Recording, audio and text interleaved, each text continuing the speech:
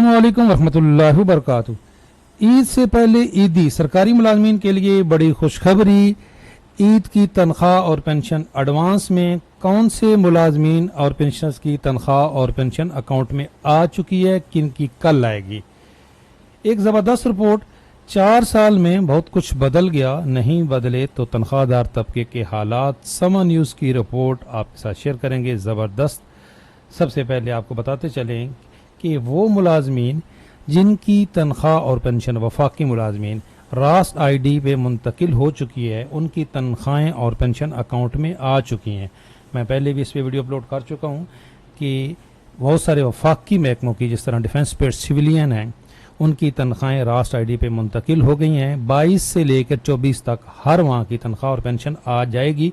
आपकी आई है कि नहीं, आपने लाजमी बताना है। और जिनकी तनख्वाह रास्त आईडी पे नहीं है, उनके लिए भी खुशखबरी है। इस दफ़ा ईद की वजह से तनख्वाहें और पेंशन 30 तारीख तक अदा करने का हुक्म आ गया है।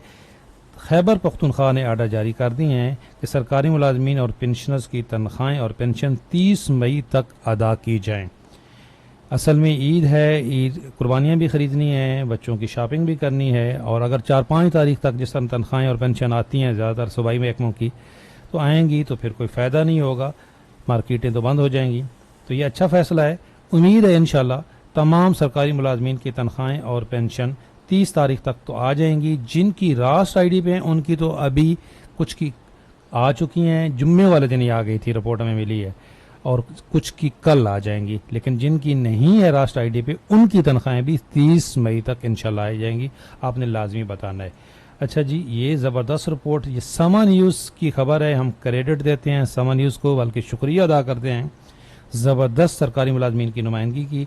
ज़रा सुनिए, फिर आपने अपनी राय का इज़हार ज़रूर करना है। 4 साल में बहुत कुछ बदला, अगर नहीं बदले तो तनख्वाहदार तबके के हालात। इस दौरान तनख्वाहों में 56% तक इजाफा तो हुआ, लेकिन इसके मुकाबले में तनख्वाहों पर इनकम टैक्स की शरह 480% बढ़ा दी गई, जिसने तनख्वाहदार तबके की कमर तोड़ कर रख दी। कहने को पाकिस्तान में महंगाई की शरह 60 साल की कम तरीन सतह पर है, लेकिन अवाम की जेब खाली है। ये है वो हकीकत जो सरकारी मुलाजमीन को तो नज़र आती है, लेकिन गवर्नमेंट को नज़र नहीं आती। वो कहते हैं कि इस दफ़ा महंगाई कम तरीन शरह पे है।